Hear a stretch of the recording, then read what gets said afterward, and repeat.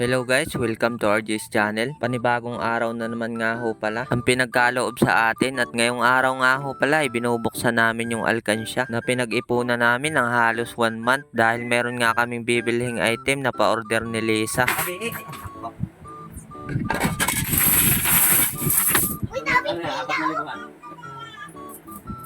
At nang mabuksan ko nga ito ay ito lahat yung naipon namin sa looban ng isang buwan. Inabot lang ng halagang 4-5 yung aming naipon dahil hindi naman ako araw-araw nakakapaghulog dyan. Kaya agad na nga ho kami ditong pumunta sa supplier ni Lisa para makapag-down na din dito sa sopa na pa-order niya. Dahil ngayong araw nga ho ay i-deliver din namin ito. Kaya agad na nga ho namin itong ikinarga dun sa tricycle. Hindi ko nga ho ito kayang buhatin mag-isa kaya tinulungan na ako ni ate. Kaya nga rin ho ako umalis sa pagiging isang security guard para maintindi nga rin namin ito ni Lisa yung mga pa-order niya. Lumipat nga ako sa pagiging isang tricycle driver para meron na rin kaming tricycle na gagamitin. Dahil hindi na nga ho kaya ng aking motor kung mga ganitong item yung aming pan-deliver. Kaya agad na nga ho namin itong i-deliver doon sa aming customer na umorder. Medyo malayo-layo nga rin ho pala yung aming pagdideliveran. Siguro mga 40 minutes na biyahe bago kami makarating doon. Pero yakang-yaka yan basta pagkakakitaan. At kasama nga rin ho pala namin dito si Kinkin at saka si Rans dahil diretso uuwi nga ho pala kami kila mama. Dahil ilang araw pa nga lang ho na hindi nila nakikita yung kanyang lola ay kinukulit na ako. Dahil nataon din naman na walang pasok si Rans na isang linggo kaya isinama ko na rin sila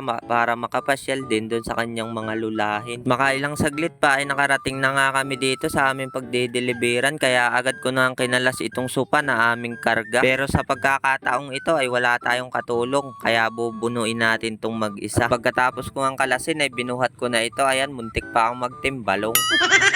At nang makarating nga ho ako dito sa may pinto ay hindi naman ako magkaintindihan sa pagpasok dahil halos kasya lang yung sopa na dala namin. At dahil nga sa tulong ng aking galing ay nagkaigi rin.